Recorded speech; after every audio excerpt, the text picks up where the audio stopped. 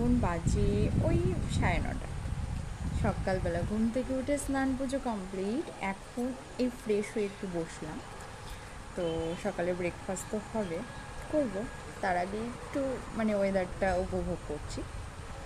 মানে বাইরে এত সুন্দর ওয়েদার, কি বলবো, সুন্দর মানে বৃষ্টি তো পড়ছেই, আর তার থেকে বড় কথা ওয়েদারটা খুব সুন্দর। আমার ভালো লাগার জায়গায় বসে একটু ওয়েদারটা এনজয় করছি, তারপর কিন্তু খাওয়া দাওয়া করব।